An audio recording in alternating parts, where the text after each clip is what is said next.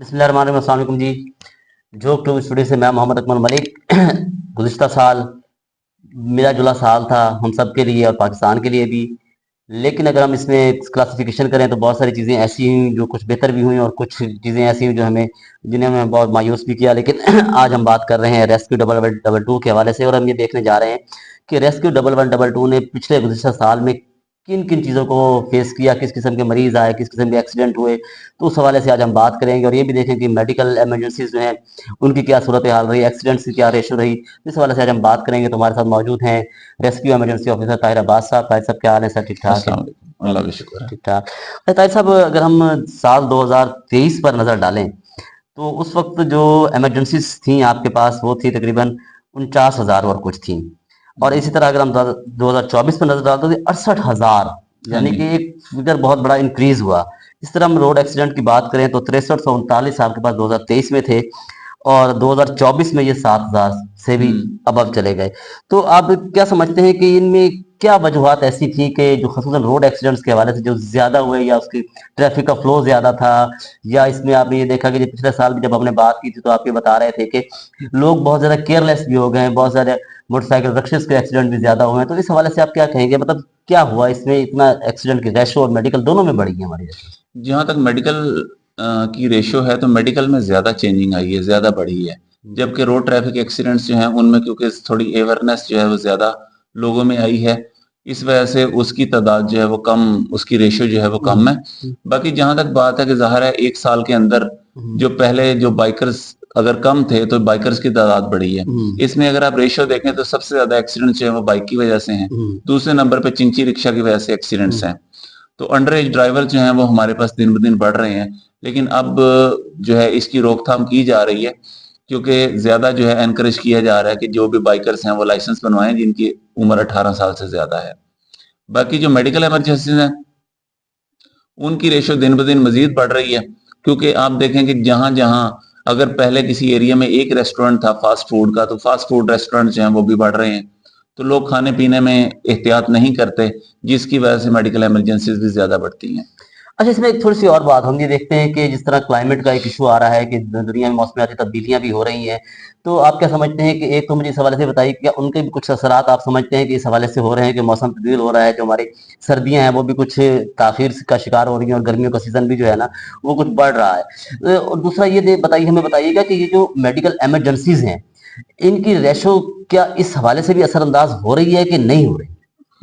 موسم کے حوالے سے جی نہیں، موسم کے حوالے سے دیکھیں سیویرٹی آ رہی ہے۔ پہلے اگر گرمی کی شدت کم ہوتی تھی، اب گرمی کی شدت بڑھ رہی ہے۔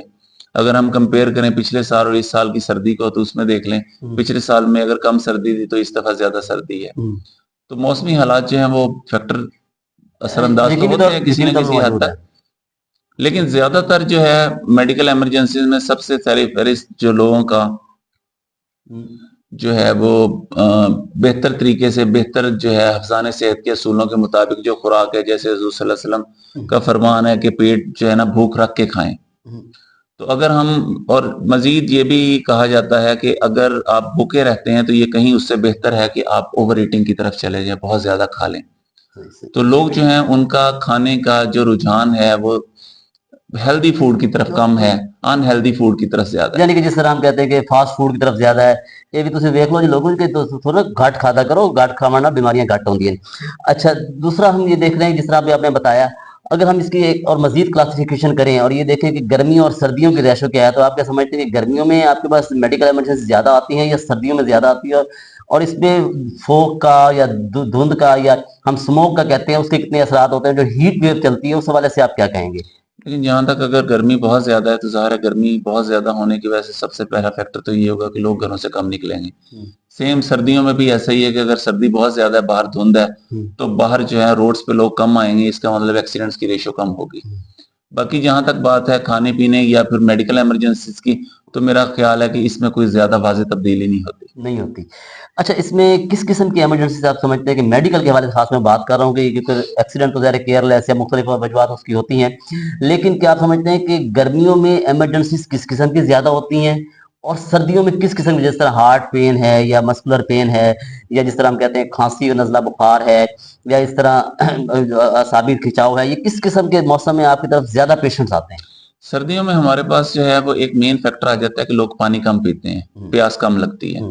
तो इस वजह से ज्यादातर जो है, जैसे आपको पता है कि जो किडनी पेशेंट है उनके लिए ज्यादा पानी पीना मुफीद होता है, तो वो ज्यादा पानी पियेंगे, ज्यादा गुर्दे जो है वो फिल्टर करेंगे पानी को, तो इस वजह से जो है वो कम ये पथरी बनने के जो है वो चांसेस भी कम होंगे। बाकी जहां तक बात है हाइपरटेंशन, हाइपोटेंशन, ये केसेस जो हैं वो किसी हद तक कभी नॉर्मल भी रहते हैं, लेकिन इनकी टेंडेंसी जो है बाज़ औक़ात बढ़ भी जाती है सर्दी के दौरान। दर्द की तरह बढ़ जाती है। अच्छा, अब हम रेस्क्यू की कारकर्दगी की बात करते हैं, तो आमतौर पे ये देखा जाता है कि बाज़ लोग आवाम जो है वो शिकायत कर रहे होते हैं कि रेस्क्यू रिस्पॉन्स टाइम जो है ना वो इतना माने कि बहुत तारीखी का भी शिकार होती है। आपका जो एवरेज रिस्पॉन्स टाइम है वो क्या है, और आप क्या समझते हैं कि जो आपका एवरेज रिस्पॉन्स टाइम है वो इंटरनेशनल क्वालिटी को मीट करता है कि नहीं करता, वो इंडस्ट्रियल स्टैंडर्ड्स पे होता है कि नहीं होता? इस हवाले से आप क्या कहेंगे? शहरी आबादी जो है, यानी शहर के अंदर अर्बन एरिया में हमारा जो रिस्पॉन्स टाइम है 7 से 10 मिनट होता है, क्योंकि तकरीबन 7 किलोमीटर तक एरिया होता है। तो ये जो है इंटरनेशनल स्टैंडर्ड के मुताबिक है बिल्कुल हमारा रिस्पॉन्स टाइम, और हम पूरी इसमें कोशिश करते हैं कि हमारा रिस्पॉन्स टाइम जो है वो मैक्सिमम 10 से ऊपर क्रॉस ना करे, और मिनिमम जो है वो इससे थोड़ा जो है, जो नज़दीकी है उसमें तो हमारा टाइम जो है वो 1 या 2 मिनट भी हो सकता है। इसमें अब हमारे पास 2 सर्विसेज हैं। एक फर्स्ट रिस्पॉन्डर हमारे पास होते हैं बाइकर्स। बाइकर्स के लिए हमारा जो है वो मैक्सिमम रिस्पॉन्स टाइम 4 मिनट है, कि 4 मिनट के अंदर बाइकर जो है वो शहरी एरिया में जहां भी है वहां पे इमरजेंसी पे रिस्पॉन्ड कर सकते हैं, जबकि एम्बुलेंस के केस में हमारा यही टाइम 7 से 8 मिनट है। ठीक है। अच्छा, ये बाइकर्स की सर्विस है, आप देख रहे हैं कि बड़ी इफेक्टिव जा रही है, लेकिन क्या ये सिर्फ 24 आवर चलती है या दिन के औकात में चलती है? इस हवाले से थोड़ा मुझे बता दें। और दूसरा, आप मेडिकल इमरजेंसी को क्लासिफाई कैसे करते हैं? मतलब उनकी क्लासिफिकेशन भी कोई आपने बनाई है कि मतलब कैटेगराइज हम कह लें कि ये प्रायोरिटीज पे है, ये टॉप प्रायोरिटीज पे है, इसको किस हवाले से आप देखते हैं? जहां तक बाइक का ताल्लुक है, तो बाइक्स जो हैं वो हमारे पास बाकी इमरजेंसी तो 3 शिफ्टों में चल रही होती हैं, मॉर्निंग, इवनिंग और नाइट में, जबकि बाइक सर्विसेज मॉर्निंग और इवनिंग में चलती है, यानी रात को तकरीबन 10 साढ़े 10 तक ये सर्विस अवेलेबल होती है। लेकिन फ्यूचर में इमरजेंसीज और उनकी जो है वो नेचर को मद्देनजर रखते हुए हम जो है वो इस पे मजीद फिजिबिलिटी इस चीज की चेक कर रहे हैं कि अगर हम नाइट में भी बाइक सर्विस दे दें तो वो ज्यादा बेहतर हो सकता है या नहीं, क्योंकि इमरजेंसीज की रेशो जो है वो रात में कम होती है जबकि दिन में ज्यादा होती है। दूसरी बात यह है कि अब हम इमरजेंसीज जो है वो कैटेगराइज कर रहे हैं। पहले ऐसा होता था कि किसी ने भी कोई भी कॉल की है, उसके पेट में दर्द है, मामूली कोई कट लग गया, कोई मामूली जो है वो जल गया हाथ, तो हम जो है वो अपनी इमरजेंसी सर्विस जो है फौरी तौर पे उसके लिए भेज देते थे। पहले तो हमने इसमें ये इकदाम किया है कि जो मामूली नोयत के हैं उसमें हमारा जो है वो बाइक फर्स्ट रिस्पॉन्डर होती है, जिसमें हमें पता होता है कि इसमें फौरी तौर पे शिफ्टिंग की जरूरत नहीं पेश आएगी। लेकिन अगर शिफ्टिंग की जरूरत पेश आ जाती है तो उसके साथ एम्बुलेंस जो है वो भी डिस्पैच करवाई जा सकती है। अब फ्यूचर में हम जो है वो 4 कैटेगरीज बना रहे हैं इमरजेंसीज के हवाले से। इसमें हमारी जो सबसे पहली कैटेगरी है उसे हम कहते हैं लाइफ थ्रेटनिंग कैटेगरी। इसमें कार्डियक अरेस्ट आ जाता है, यानी जिनका जो है वो हार्ट अटैक के पेशेंट है, या फिर हार्ट ब्लॉक हो गया है, या फिर वो पेशेंट जो अनकॉन्शियस हो गए हैं एकदम, यानी फौरी तौर पे उन बेहोशी की उनको हालत में आ गए। बेहोशी की हालत में, और ये नहीं पता चल रहा उसकी रीजन क्या हो सकती है। तीसरे नंबर पे ब्रीथिंग डिफिकल्टी है, कि उन्हें सांस लेने में मुश्किल आ रही है। चौथे नंबर पे सीवियर ट्रॉमा, यानी बहुत ज्यादा जख्मी है, जबकि एक्सीडेंट केस में जो है वो मल्टीपल इंजरीज हो सकती हैं और मल्टीपल फ्रैक्चर्स हो सकते हैं। और इसके बाद है सीवियर बर्न, कि जलने की वजह से बॉडी जो है वो 30% या 40% तक जल चुकी है। इसको हम कहते हैं लाइफ थ्रेटनिंग, कि इनकी वजह से जो है डायरेक्ट फौरी तौर पे अगर इनको केयर ना दी जाए या इनको फौरी तौर पे इमरजेंसी सर्विस ना मिले तो इनकी जान जाने का खतरा होता है। तो इनको हम कैटेगरी 1 में करते हैं। इस केस में हम फौरी तौर पे मोटर बाइक और एम्बुलेंस फौरी तौर पे डिस्पैच करवाते हैं। मोटर बाइक इसलिए कि वो जरा जल्दी रिस्पॉन्स कर सकती है, जबकि दूसरी कैटेगरी हमारी है उसको हमने नाम दिया अर्जेंट का। इसके अंदर चेस्ट पेन आ जाता है, कि पेशेंट जो है वो कहता है कि उसके सीने में दर्द है, सीवी है या स्ट्रोक है। उसके बाद एस्थमा है, एस्थमा के बाद स्पाइनल इंजरी है, उसके बाद डिलीवरी के पेशेंट हैं, और तीसरे लास्ट में आ जाते हैं अनएबल टू वॉक, कि ऐसी कोई उसे सीवियर प्रॉब्लम हो गई है कि वो मूव नहीं कर सकता, चल नहीं सकता। जबकि तीसरी कैटेगरी हमारे पास जो आती है उसमें एब्डोमिनल पेन है, हाइपरटेंशन है, हाई फीवर है, हाइपोटेंशन, वोमिटिंग है, डायबिटीज है, रेनल डिसऑर्डर है और डायरिया है। ये जो तीसरी कैटेगरी है, अब इसमें फौरी तौर पे इसे हम कहते हैं लेस अर्जेंट, यानी ये जो है ना तो लाइफ थ्रेटनिंग है ना बहुत अर्जेंट इसे जो है केयर चाहिए, बल्कि ये थोड़ा लेस अर्जेंट है। اس وجہ سے اس میں ہم پریفر کریں گے کہ صرف ہم موٹر بائک جو ہے وہ بھیجیں. جبکہ جو چوتھی کیٹیگری ہمارے پاس آتی ہے اسے ہم کہتے ہیں نان ایمرجنسی کیسز, اور اس میں آ جاتا ہے ڈرگ ایڈکشن, کہ کوئی نشئی ہے, اس کے لیے کرونک ایلنس کی پرانا کوئی اسے مرض ہے, یا پھر ایپیلیپسی ہے, بیکیج ہے, جوائنٹ پینز ہیں, مائنر انجریز ہیں یا مائنر برنس ہیں. اس کیس میں جو ہے ہم فیوچر میں یہ سوچ رہے ہیں کہ یہ جو نان ایمرجنسی موومنٹس ہیں اس میں ہم اپنی ایمبولینس یا اپنی بائک بھیجنے کی بجائے ہم جو پرائیویٹ ایمبولینسز ہیں ان سے مدد لیں اور وہ اس کے مطابق کچھ چارج بھی کریں.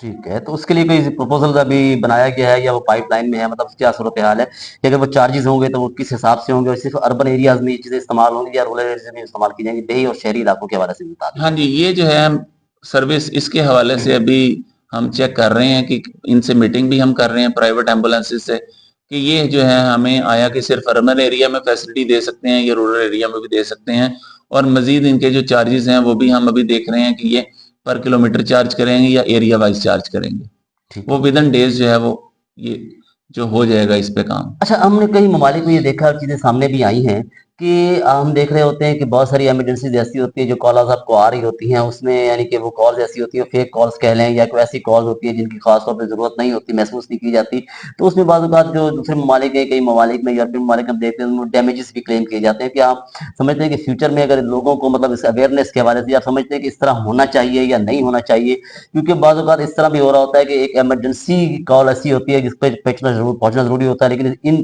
بٹوین آپ کو کچھ اور کالز آ جاتی ہیں, تو اس حوالے سے بھی کیا کبھی سوچا جا رہا ہے یا قانون میں ایسی کوئی شک موجود ہے؟ آپ اس پہ کیا کہیں گے؟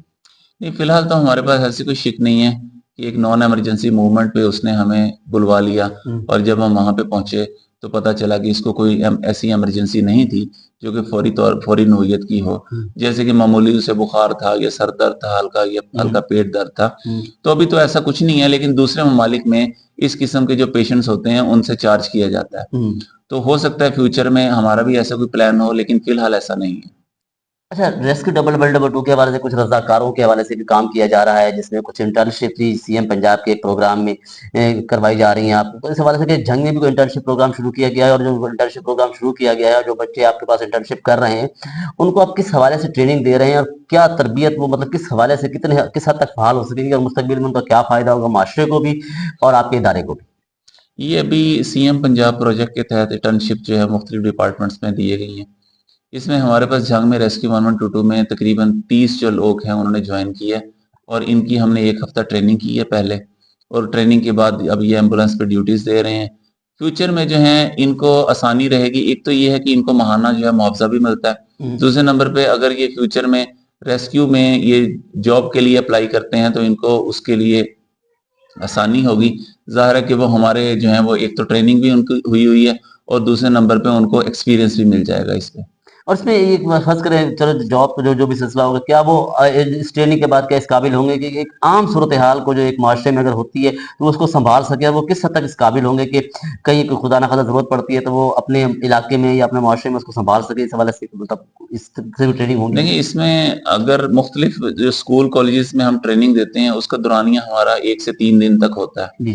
تو یہ جو ہے ان کو ایک تو پریفرنس یہ ہوگی کہ 7 دن کی ان کی ٹریننگ ہے, اور ٹریننگ کے بعد ان کا ایکسپیرینس مزید بڑھے گا جب یہ ڈیوٹیز کریں گے, پیشنٹ کو ریسکیو کریں گے, ایمبولینس پہ جب یہ ڈیوٹی دیں گے تو یہ یقیناً ان سے بہت زیادہ بہتر ہوں گے جن کی ٹریننگ جو ہے وہ 1 یا 2 دن کی ہوتی ہے. کیونکہ ٹریننگ کے بعد ان کو اپنی جو صلاحیتیں ہیں ان کو استعمال کرنے کا بھی موقع ملے گا, اور ان کو جانچنے کا بھی موقع ملے گا. اچھا طاہر صاحب, ایک آخری بات, ایک آخری پیغام بھی آپ اگر عوام کے نام دینا چاہیں, خاص کر ریسکیو کے حوالے سے, کہ ریسکیو جو ایک خدمت کا ادارہ ہے اور بہت بہترین انداز میں کام کر رہا ہے, تو کیا آپ سمجھتے ہیں کہ آپ کو عوام سے بھی کچھ شکایات ہیں؟ عوام کی شکایات کو تو آپ ایڈریس کرتے ہی ہیں, تو آپ کو بھی کچھ عوام سے شکایات ہیں یا نہیں؟ اگر اس حوالے سے کچھ ہیں تو وہ ایک بتائیے کچھ. عوام کے حوالے سے یہ ہے کہ ہماری جو فیک کالز ہے اس کی ریشو دن بدن کم ہو رہی ہے, یعنی اب لوگوں میں اویئرنیس آ رہی ہے کہ فیک کال جو ہے وہ بہتر نہیں ہے کہ وہ 122 پہ کریں. دوسرے نمبر پہ ہمارا جو ہے عوام سے صرف یہی ہے کہ جب ان سے پوچھا جاتا ہے کہ پیشنٹ جو ہے اس کو کیا ہوا ہے, تو یوزلی جو ہے عام لوگ وہ بتا نہیں پاتے کہ پیشنٹ کو کیا ہوا ہے. بہت سارے کیسز میں عوام جو ہے وہ صرف اتنا ہی کہہ دیتے ہیں کہ پیشنٹ کی حالت بہت زیادہ خراب ہے, بس فوری طور پہ گاڑی بھیجیں. جب ان سے نوعیت اس کی پوچھی جاتی ہے تو وہ بتا نہیں پاتے. تو کم از کم ہمیں اس کے مطابق گائیڈ لائن دیں, اس کے مطابق ہماری جو ہے وہ رہنمائی کریں تاکہ اس کے مطابق ہم ریسورسز بھیجیں. جیسے کہ ایک ایکسیڈنٹ ہوا ہے تو اس میں ہمیں کال آئی ہے, ہم نے ان سے پوچھا کہ کتنے اندازاً یہاں پہ پیشنٹس ہوں گے, تو وہ اگر ہمیں بتاتے ہیں ایگزیکٹ تعداد یا تقریباً تعداد ہمیں بتا دیتے ہیں تو ہم اپنی اس کے مطابق ہم اپنے ریسورسز جو ہیں ان کو بھجوا سکتے ہیں. جیسے اگر 2 یا 2 سے زیادہ پیشنٹ ہیں تو اس کیس میں ہمیں 2 ایمبولینسز ہم بھیج سکتے ہیں, اس سے زیادہ ہیں تو 3 ایمبولینس جا سکتی ہیں. تو جتنی زیادہ وہ بہتر ہمارا جو ہے وہ فون کے اوپر جو ان سے کوسچن کیے جاتے ہیں ایمرجنسی کے حوالے سے, تو اس کی نیچر کے حوالے سے یا سیورٹی کے حوالے سے جتنے بہتر ہمیں وہ صحیح جواب دیں گے اس کے مطابق اتنی ہی جلدی ہمارے ریسورسز جو ہیں وہ ان تک پہنچ پائیں گے. بہت شکریہ طاہر صاحب کی آپ نے بات. یقینی طور پہ عوام کی بھی شکایات ہوتی ہیں, چونکہ عوام مسائل کا شکار ہوتے ہیں, اداروں کے بھی اپنے مسائل بھی ہوتے ہیں. یقینی طور پہ ادارے کچھ اچھا کام بھی کر رہے ہوتے ہیں اور بہت زیادہ بہتر انداز میں بھی, لیکن مسئلہ یہ ہے کہ کہیں نہ کہیں کچھ نہ کوئی خلا موجود ہوتا ہے جس کی وجہ سے یہ نہیں ہوتا کہ اداروں میں لوگ بیٹھے ہیں وہ کام نہیں کر پا رہے, کیونکہ ان کے مسائل بھی ہوتے ہیں, ان کے ظاہر چیزیں جو ہے ان کو لے کے ساتھ چلنا بھی پڑتا ہے. تو میرے خیال میں ہمیں ان چیزوں کو دیکھنے کی ضرورت ہے. 1122 نو ڈاؤٹ بہت اچھا کام کر رہا ہے, جنگ میں بھی پنجاب میں بھی, لیکن ہمیں یہ بھی دیکھنا ہوگا کہ ہم صرف اپنے مسائل کو کم کرنے کے لیے اداروں کو مسائل میں نہ ڈالیں, اور یہ بھی دیکھیں کہ کیا اس وقت کوئی ایسی ایمرجنسی تو نہیں ہے جس کے لیے ہم نے ایمبولینس اپنے لیے منگوائی ہے اور ہمارے پاس وہ ریسورسز موجود ہیں. اکمل ملک کو اجازت دیجیے, انشاءاللہ تعالیٰ آئندہ کسی پروگرام میں آپ سے مزید بات ہوگی. اللہ حافظ. طاہر صاحب بہت شکریہ سر. شکریہ.